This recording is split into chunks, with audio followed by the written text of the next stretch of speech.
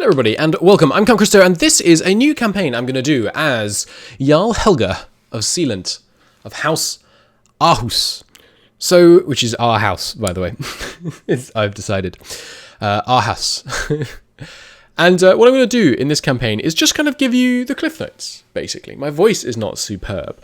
So what I'm going to do is play this campaign mostly off camera, but at the beginning and end of each of our rulers' lives, I'm going to give you an update on the state of the kingdom.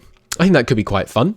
So let's take a look at Jarl Helger and the starting position, as well as our ambitions in this campaign. As you can see, Jarl Helger, he has the world's worst haircut. I don't know if you see it's bald at the back. But anyway, he's 16. He's recently come of age. He is the Jarl of Sealand. He is a fecund, hale, quick, handsome, rough terrain expert, tough soldier. He's a pretty cool character. I decided to give us just a bunch of genetic traits because I will be going for some eugenics in this campaign, which should be fun. We are going to attempt to unify Scandinavia and reform the Norse faith and embrace feudalism, and that will be glorious. But there are a few things that I'm going to do to try and make the game more interesting. One is, if at all possible, I want every single one of my landed vassals to be a relative. I'm going to land all my kids. I'm going to land all my uncles. I'm going to land all of my uncles' kids. I'm going to land everybody I can. We might try and even reform for like gender equality, just so that I can land more relatives. We want to get mad renown gain. And also we want just factionalism and civil wars everywhere. It's going to be a whale of a time. Basically, I'm going to try and land every single person. I'm going to trying to have a massive family, everybody landed, factions, claims. It's going to be a great time. Step one is obviously going to be trying to unify Denmark. And then we'll see what we can do about getting some Norwegian and Swedish land under our control. I will see you at the end of Jarl Helger's life, and we will see what he has accomplished. Just a brief unpause. It's me and the boys. Me and my 4 sons living it up on the council. 4 of many, but yeah, we're keeping it in the family in this court. Marking a tragic moment here. Our son and heir, maybe? I'm not sure. Which of my sons is this? Oh no, he's my son's vassal? It is my heir! My beautiful heir! We will not get to play as the handsome, intelligent berserker. Sadly, he fell in battle, wounded, one-eyed, and gout-ridden. Today we say goodbye to Holfer, whose name I can't say.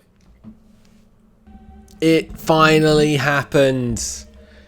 King Helger, at a grand old age of 66, has died under suspicious circumstances. Although famous for his sharp intellect, he could not outsmart hell. King Getir ascends the throne, a mean-spirited man. Many expect Getir's court to live in fear of him. We were murdered. I don't know by who, possibly by this guy, our grandson. As you recall, our son died. We are, hang on, I wasn't one. I didn't have gout. Did I get gout without noticing? Or is it showing the wrong thing here? Right, sorry, because I was the grandparent. Look at him, he's beautiful. Beautiful Viking raider man. You will note that, Norway and Denmark are not united. They were a moment ago. This was my realm. Norway has broken off as a separate kingdom. Not superb. Also stronger than me, apparently. So that's not good. That'll be my uncle, probably. We were exalted amongst men, a devoted servant. We were getting close to the point where we could deify our lineage, which would have been good. But yeah. 22 wars, all victorious. Pretty good life. We lost 4 titles. King Balder of Norway, whatever. And yes, a couple internal. My lineage, there's the lot. Let's take a look at our house. There are 43 living members. We've unlocked level 1 of blood and kin legacies. We take a look at the dynasty tree. Excuse me. Why is it not showing all the rest of the dynasty? Oh, there we go. Okay, so here's the dynasty. It's grown a little. We are the firstborn son of the firstborn son of King Helger. As you recall, our previous guy died of gout, which was not superb. King Balder here, a more prolific man than our father. We will need to try and get Norway back off him, ideally. Also, our uncles, Lottir, Simundur, Toki. Some of them died along the way, but there's quite a few of them.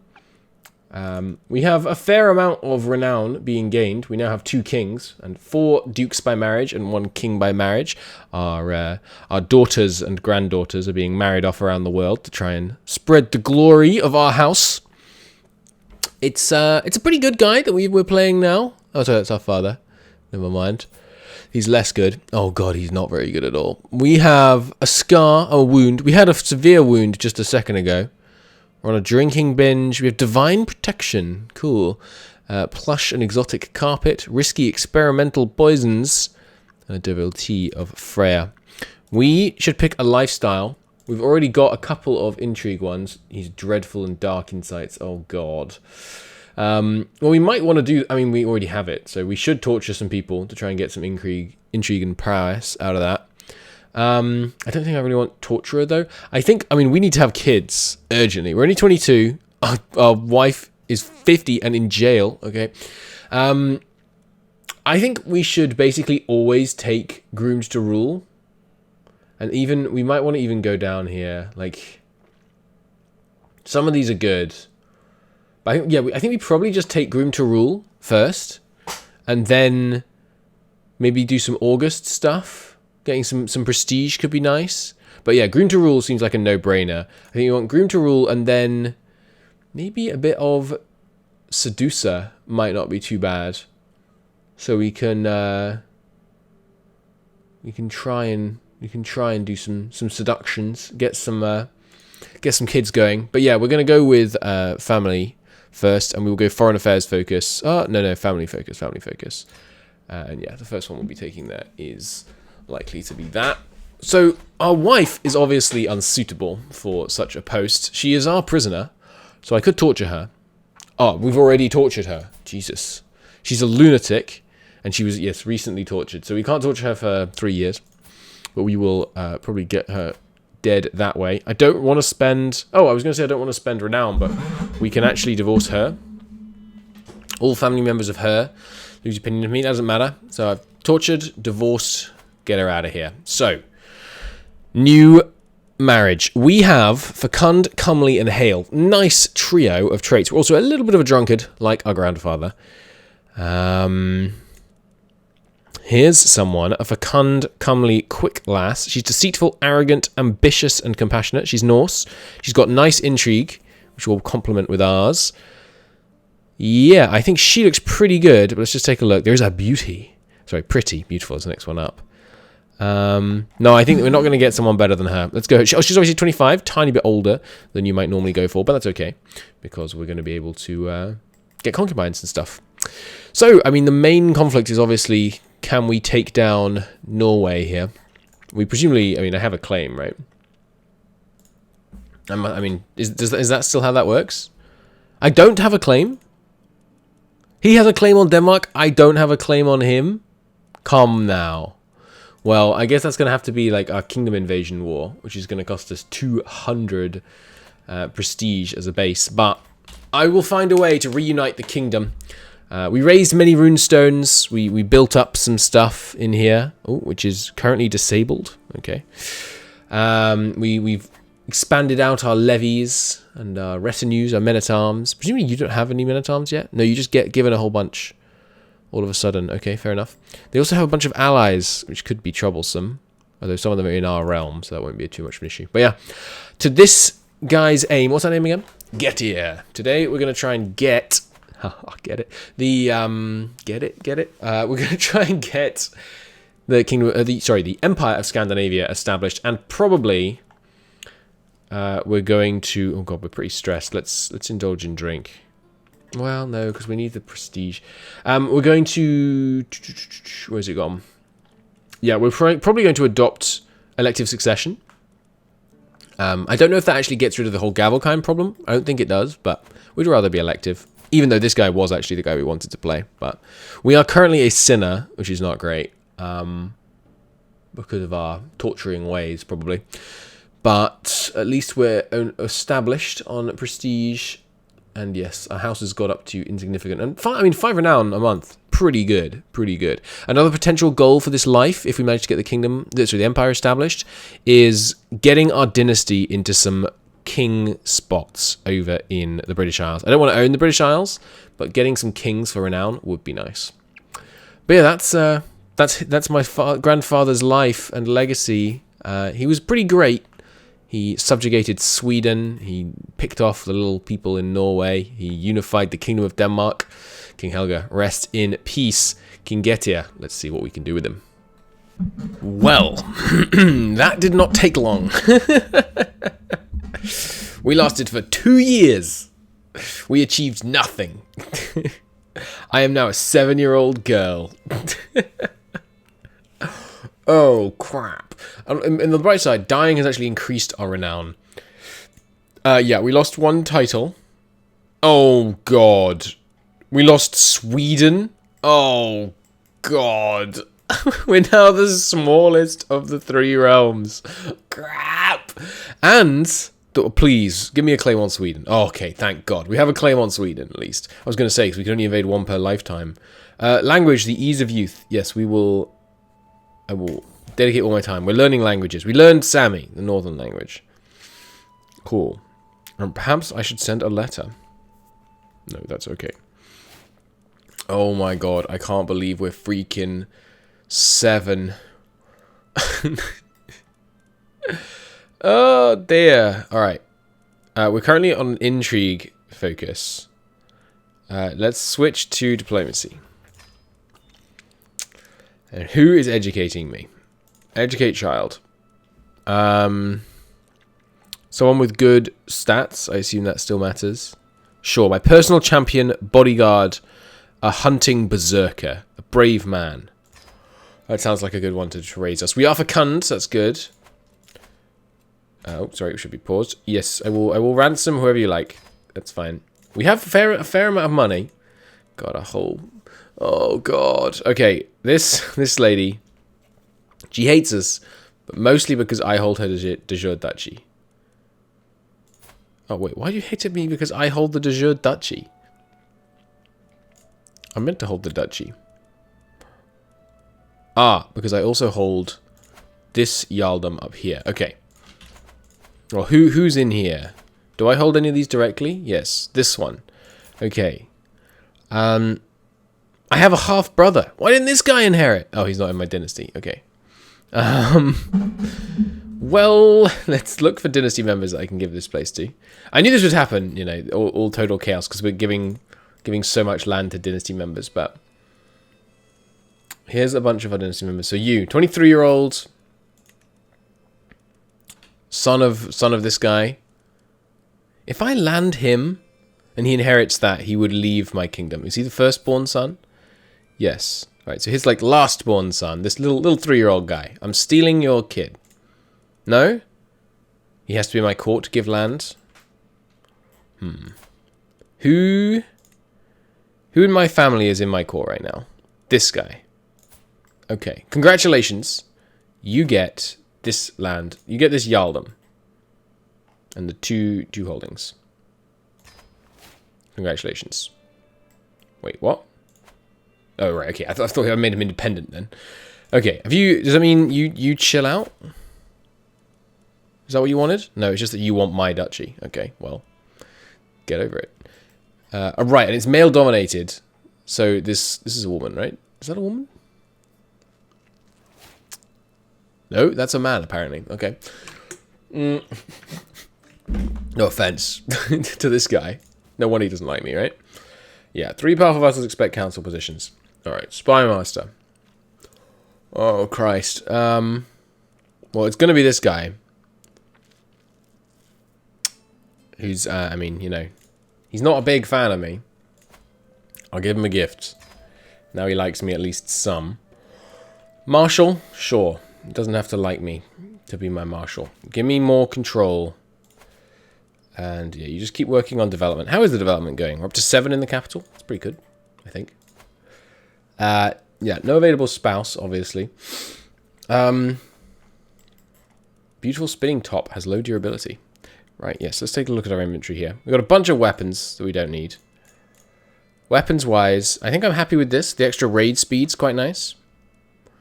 Trinkets-wise, we have, right, the Saga. We wrote this book in our last generation. For the other stuff, a beautiful rag doll gives us more prestige. And we don't need 2 language manuals. Let's take that. It is breaking, but don't really care. It's not exactly a great artifact. We are in line to inherit the Kingdom of Sweden. I am first in line. Okay. You are not at least 14 to murder someone? Come on. Well, hopefully Queen Signy dies, and then we inherit Sweden. Or, she's got 1,500 men, we got more than that.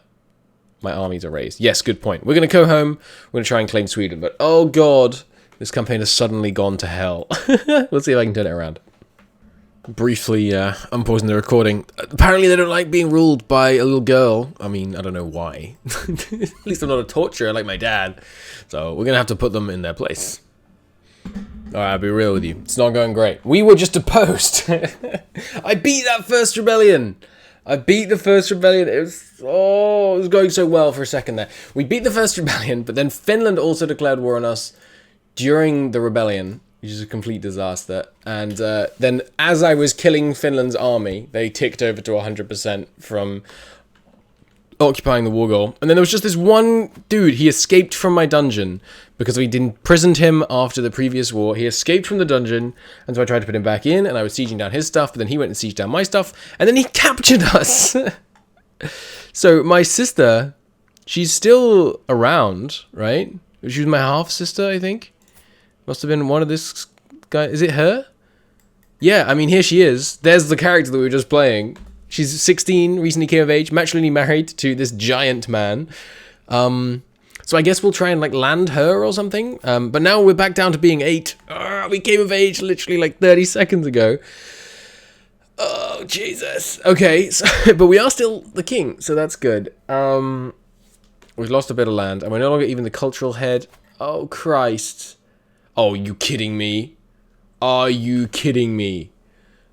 they want to install the person who was just there in... And who's in it? Just this one guy. Okay, so I think that this must be bugged. Oh, slow down, slow down, slow down. Oh, Jesus Christ. Oh, Christ. Okay. Well, we'll see. We'll see if Hrolfr here can stabilize the realm. It's not going so hot. Briefly unpausing recording here just to mention we did have to murder our previous character. So that's unfortunate. But we had to, because she was the house head, and she was about to pick a legacy, which wasn't, necessarily what I would have wanted. And we, of course, have to be the house head, and we are of age, and we're married, and things are beginning to look up. We still haven't got Norway, though, but we're working on it. All right, and there we go. We have somewhat restored order to this madness. Denmark is reunited once more, and in the meantime, Norway has conquered a whole bunch of random land out here, which is all under this freaking Jarldom of Visby and Ostergotland, but they've also got some land down here. So we finally got that back. Is it you that I just took this off? I think it is. You really don't dislike me much for the fact that I just took your kingdom off you, huh? But yes, there we go. Here is the mad internal divisions of our nation. But hey, we managed to reunify things. So let's see what Hofgeir can accomplish. Hrolfr. I don't know how you say this. Let's see what Hrolfr can accomplish in his remaining years of life. He's 21, so he's got hopefully a long life ahead of him. It is done. Glorious. The magnificent Hrolfr. I didn't have high hopes. When this man took the throne, we were a shattered kingdom. Finland was a horde of independent tribes. The north was wild and untamed. Sweden and Norway are ruled after our rebellious family members. We have reunited our house, and we are the Emperor of Scandinavia. glorious. He's not quite dead yet, but our glorious man, Hrofir. And you should really know how to say his name, considering I've been playing as him for like 15 hours now. But anyway, Hrofir or whatever, has finally accumulated enough piety and just taken the prophet trait, which means it's time for the great Asturatu Reformation. We are changing a whole bunch of things. First off, we're embracing communion, which means that now characters can seek indulgences from the head of faith, and we're going to have a lay clergy and a temporal head of faith, which means we'll be the head of faith, which means we should get tons of money, which would be nice. We're also going to be still a warmonger, no change there, which means we can declare great holy wars. We're also going to take astrology, because I like the idea of doing Divine the Stars and using that to buff up our lifestyle focus gain. View on gender equal, because, I mean, there's no reason not to. It seems good. We're going to be fundamentalists, which is going to convert places more easily, which will be cool. Yeah, temporal and lay clergy. Unrestricted marriage, because why not? I haven't done. I know this is like the typical one to do, but I haven't played CK3 yet, so I haven't done this much. There's no such thing as a bastard. Everyone's. We're going to accept witchcraft, because, you know, again, why not? Oh yeah, and you're allowed to kill your family. Sure, why not? I'm going to leave these as criminal, because those are just basically reasons to let us revoke titles from people. And there you go. Boom. Only 4,500 of my 9,000 piety are required. The new faith. The beliefs of astrology can never be changed once it has been reformed. I didn't know that. I thought you could reform things multiple times. I guess we can, if we need to change it again, we just create like a splinter faith. Boom.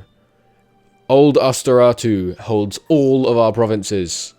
But the new Asturatu is here. Glorious.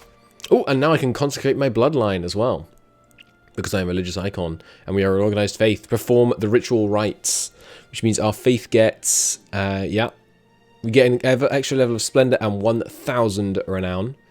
And we get the trait, the Savior. I am here to deliver us all. A sacred lineage. We are the divine. Let's go.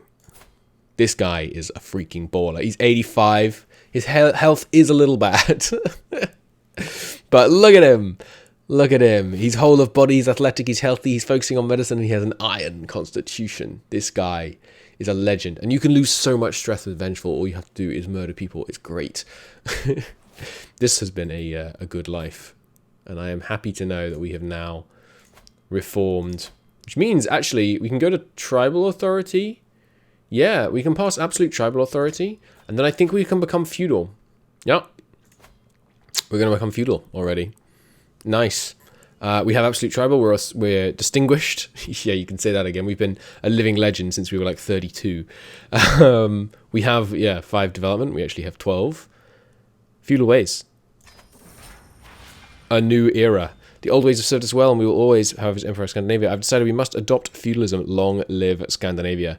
All our tribal holdings become castle holdings, and my tribal vassals will change to feudalism. The Scandinavian court. We get the court, right. Yes, this is new. Cool. We get the Aarhus Dynasty banner and the Aarhus House banner. Cool. Yeah. Let them see their new emperor. Here it is. The titular royal court. I've never seen this before. Very cool. We have court artifacts. What are my court artifacts? Oh, yes, our banners. Well, of course, the dynasty banner should go there. Oh, it's beautiful. And then the house banner. These gives us extra renown, vassal limit, court grandeur bonus. Heck yes. Well, that was a very successful, 30 seconds. We now have, temples that we hold directly that we could give out. And we have cities, and we have all kinds of places to invest our ill-gotten gains from our mass looting of the of England, basically. All right, awesome. Say hello to feudal Scandinavia, owners of a royal court. Well, the time has come as we come to the end of our life. We took the perk, which means I know that I am dying. 91. Filka Hulfir, the Divine of the Asturatu Filkerate, is now sadly coming to an end. He is, of course, a living legend, a religious icon, the Divine with holy blood, outlived just about half of his the 20 children, many of whom were kings in their own right, some of whom currently sit in his prisons, as it should be. But as we come to the end of our life, we have used our significant influence to sway the election the way we want. We're going to be a 28-year-old, unless I want to make a final last-minute adjustment. We're not going to be a woman yet because I want to have more kids, but also we're in the process of reforming our culture so that women can lead armies, which will be cool. It's a shame that we can't be, 18, but 28 is a pretty good age. He's a little injured, this guy, but he's got consecrated blood. He's hale, a reaver. It'll be good. But anyway, we'll look at him more when we actually play him. For now, Rothir, the Divine.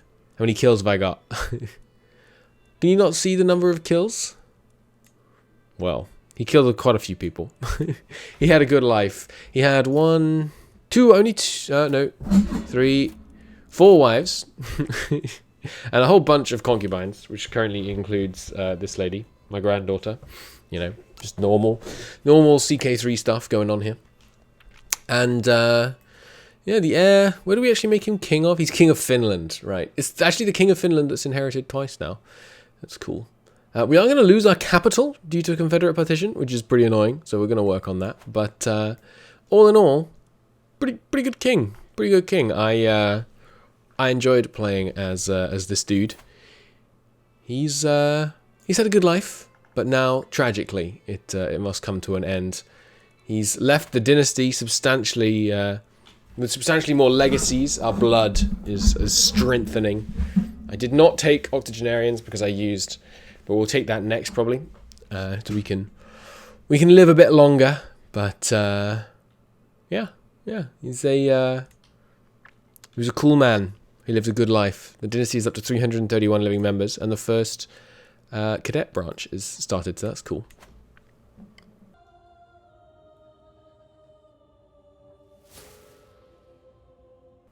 Sorry, there we go. And there it is. We have finally died. We reigned for 85 years. That is impressive. We have joined the Feast of Valhalla at age 92. We did end up being this guy. I was trying to shift my vote to a younger chap, a 14-year-old, but it's okay. This guy is still great. The new emperor. I adjust my crown, puff up my chest. Oh, the things I'll accomplish. Long live the emperor. So, did we get claims? Whoa, pause. We did get claims on some things. Okay, I have a claim on Norway and Sweden, but I don't have a claim on freaking Sealand, which is, seems silly, right? That's my dad's capital. Why am I not in possession of the capital? I'm gonna get tyranny if I go after this. Well, we'll have to see about that. But I'll get the capital back one way or the other. We're at war with Estonia. We're against my tyranny. Yep, that seems reasonable. That will be easy to put down now with the emperor, of course. And we're already in the diplomacy tree. Ooh, we've already got a bunch of stuff in here. Nice. Pushing for diplomat does seem prudent. I would also like to quickly grab groomed to rule. So, yeah, let's go family focus for now. That seems good. Alright, what's our name? We will see what Ulfir can accomplish. Well, that wasn't to last. He got immediately depressed and remained injured, and his wound got infected, and then I killed him. Let's leave it at that. So let's take a moment. We're now playing as the 16-year-old I wanted to play as anyway, who is much, much better. But let's take a moment to review what's happened so far. So our first guy, 51 years, great ruler, had a whale of a time. My man united most of Scandinavia. Then King Getir died of an infected wound on his face almost immediately. Then little Uraisa had an abortive 9-year reign, which was featured something like 4 major vassal rebellions. Then, of course, the Divine Blood, Valkyr Holfir, 91, reigned for 85 years, and then 2 years for this dude. But Ulfar, I have a good feeling about Ulfar. I am the new emperor. And I think we're going to do much better. We're going to do much better as this guy. Do I have any claims? I do have a claim on this duchy as this guy. Okay, good. So I think we're going to try and go and get that duchy, which should be good. But yes, I'm feeling much happier as this guy. We are strong, fecund, hale. We are a little irritable, but we have divine blood. We are a military engineer, child of a concubine, nothing wrong with that. We're gregarious, trusting, and arrogant. Not great stats, but we can work on that. Now, feeling much better about this guy. Okay, and with that, I think I'm going to bring this session, this campaign, to an end. It's been fun. Our house has done pretty well, but for a first campaign of Royal Court, I'm pretty pleased with this one. I think that went well. And I like my little experiment with the kind of, quote-unquote edited way of recording this, where I just kind of basically play it off camera and then give you cliff notes. It was fun. I enjoyed it. Let's take stock of where we're ending. As you can see, Olar Fur, let's call him Ola, ended pretty well. We're exalted among men. We're a paragon of virtue. Our house has significant renown. We've got 8,000 men. I consolidated personally holding most of these, and we would have got this area pretty soon. Our economy is not great, but apart from that, we're kind of killing it. You can see I've got some armor that helps with my prowess and prestige, some prestige and renown gaining regalia, a book that gives me more learning, lifestyle experience. We get more raid speed and prowess, man-at-arms maintenance. I've also noticed that you get one extra tradition per age you unlock, which is pretty cool. So we're adding practiced pirates, which means we can raid, although raiding via this culture, if you're not tribal, costs prestige rather than gaining prestige, which is, important to note. As you can see, we also formed a unitary Norse, the union of Norse and Sami, and I then intentionally did not spread it to the north, which raised the average development of our Norse provinces, which is pretty nice. Marshall, we did have to switch back to men only, unfortunately. We could switch that back over soon, though. We did make it to the early medieval age. We have everything, I think, in tribal. Everything that we can get, anyway, which is pretty cool. And we were moving towards coinage, getting that more development growth, moving into the future. Meanwhile, on the religious side, old Astaratu has been pretty much eradicated from the homelands. There is still some down here holding this holy site, which, of course, in the fullness of time would have to be corrected. But in general, I think it went pretty well. I do like astrology. I did find that to be pretty effective. Communion didn't make me a huge amount of money. I think it would make me much more if we had a much bigger realm. Like if we were playing as, or not rather a bigger realm, but more people in our religion. So if we were playing Catholic or Orthodox, I think, you'd get a lot more of those. Unrestricted marriage was helpful. I found myself taking almost exclusively concubines from within the house. Although I haven't actually, they've rarely been that close to me. Like this one's the niece, but which has been helpful because obviously we have some very nice legacies. We have selected the congenital trait quick, and we've got, convergent blood and noble veins and all that good stuff. So we breed really good members of this dynasty.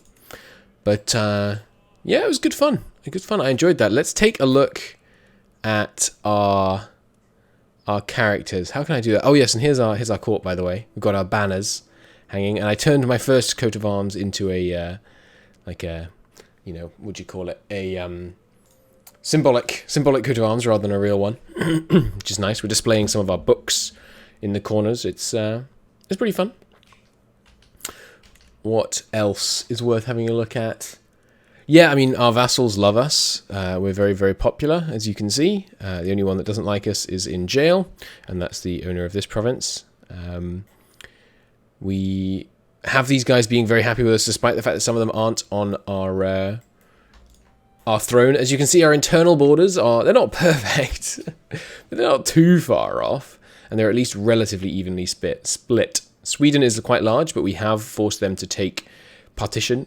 They have equal Confederate partition, so this region would get independent next time they died. Lapland was being a little disloyal, so I decided to solve that in the easiest way. I married the Queen of Lapland, my wife and vassal. Not in my house, actually. In a We have 13 cadet branches now, which is kind of nuts. Of course, our house is still the largest one with 421 living members, but there are some of these that are bigger. There's 22 in one I see there, 9. Yeah, it's growing out. We can we can see that they're, most of them are all in my realm, of course. But I forget, what were my words again? Oh yes, teaching is always in fashion, I remember. But yeah, it was a good campaign.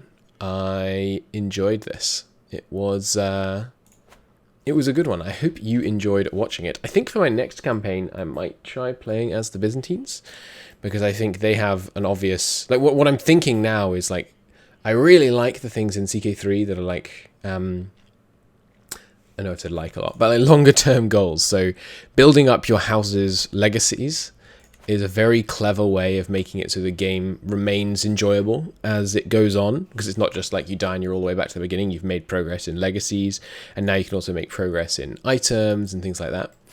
But I think now I don't know what the goal is, right? We're very powerful. I can save up and beat most people up. We can conquer wherever we want. So I think if we play as the Byzantines, then we have a clear goal, obviously, re-establish the Roman borders, and maybe end the schism. I don't know if that's a thing in CK3. That'll be fun.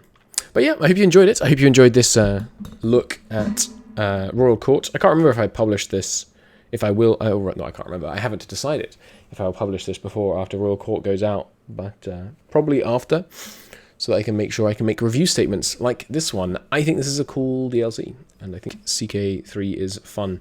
So go check it out if you like. There is a link in the description of the video and comments to a referral link, which, I'm obviously biased to tell you that I quite like this, and maybe you should get it, because if you click that link and then buy it that way, you'll get a Steam key and I'll get a cut, which would be nice of you. No pressure, obviously. But yeah, there's my first campaign in Royal Court. We're going to take a look at the Byzantines next, so I'm going to go and start playing that. But until then, until next time, thanks very much for watching. I'll see you next time. Bye-bye.